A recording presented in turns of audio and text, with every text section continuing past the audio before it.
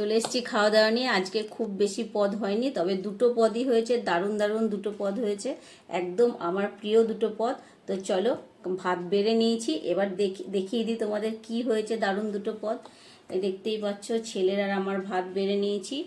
আর এই দেখো, এখানে করেছি চিংড়ি মাছ দিয়ে পুঁই ডাঁটার চচ্চড়ি, মানে পুঁই শাকের চচ্চড়ি। এখানে অনেক রকম সবজি আছে, থোড়, আলু, বেগুন, কুমড়ো, তারপরে ঝিঙে, অনেক রকম সবজি দিয়ে পুঁই শাকের চচ্চড়ি। এখানে চিংড়ি মাছও দেওয়া আছে। আর এখানে করেছি আলু বেগুন দিয়ে ধনেপাতা দিয়ে ভোলা মাছের ঝাল। এটা হলো ভেটকি ভোলা, বড় বড় ভোলা মাছগুলো হয় না, সেই ভোলা মাছের ঝাল। তো ভাত বেড়ে নিয়েছি, এবার এই সবজি দিয়ে দিই। তো এই যে বন্ধুরা, পুঁই শাকের চচ্চড়ি দিয়ে দিই। পুঁই শাকের চচ্চড়ি অনেক দিন পরই করা হলো, বেশ ভালোই লাগে খেতে, তবে করতে একটু সময় লাগে, কারণ এত সবজি কাটা করা একটু তো সময় লাগবে, তবে খেতে দারুণ লাগে।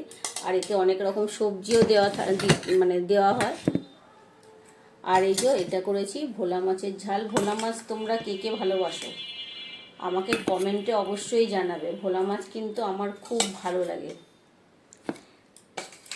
আমি সব মাছ খাই না, তবে কিছু কিছু মাছ আছে, যেমন ভোলা, ইলিশ, চিংড়ি, ট্যাংরা, এইসব মাছগুলো খেতে খুব ভালো লাগে। তবে ট্যাংরা মাছটা এখানটায় খুব একটা ভালো পাওয়া যায় না।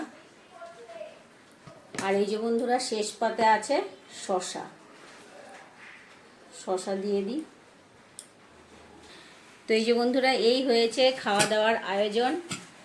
এই দিয়েই আজকে দুপুরে আমাদের খাওয়া দাওয়া হবে।